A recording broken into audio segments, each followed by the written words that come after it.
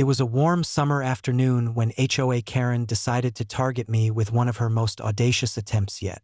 She had fined me $50,000 for holding a simple backyard barbecue.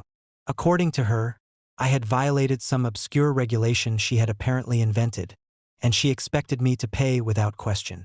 Her smug confidence made it clear she assumed I would cave immediately. What she didn't know, however, was that I didn't just own my property. I owned much more than she could imagine. The conflict began when neighbors reported hearing the usual shouting.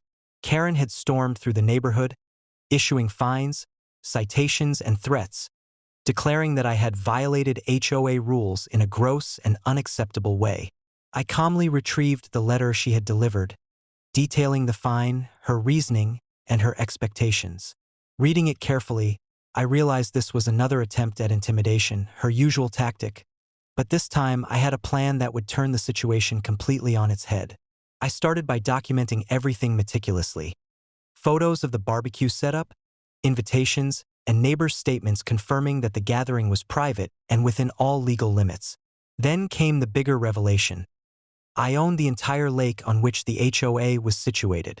The lake, the surrounding land, and significant property rights in the area were under my name, legally and irrevocably. Karen had assumed she could assert authority over someone entirely beneath her control, but she hadn't even considered that she was trying to regulate a part of property that wasn't even hers. When I met her at the neighborhood office to discuss the fine, I did so calmly, bringing the evidence with me. She expected a confrontation, a nervous retreat, or at least some form of submission. Instead, I presented her with the truth. I legally owned the lake, including the surrounding land, and her fine was not only baseless, it was entirely unenforceable. Her jaw dropped as she tried to comprehend the reality. Every authority she believed she held vanished in an instant. But I didn't stop there. To ensure the lesson was unforgettable, I arranged for a few carefully timed maneuvers that made it clear just how much control I truly had. Boats, floating signs, and temporary access points highlighted the extent of my property. The HOA members, who had previously thought Karen's authority was absolute, now saw her standing there powerless, trying to enforce fines on someone who literally owned the entire lake and much of the surrounding land. Karen's reaction was a mixture of panic and disbelief.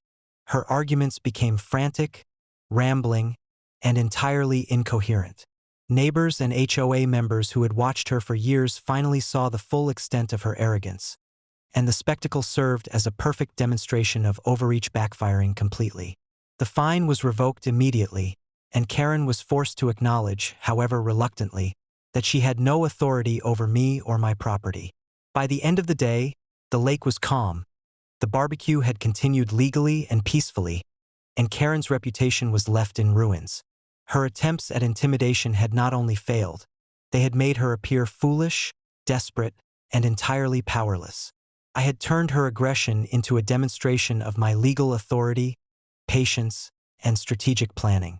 Reflecting on the event, it was clear that HOA Karen had assumed the power of intimidation could override reality.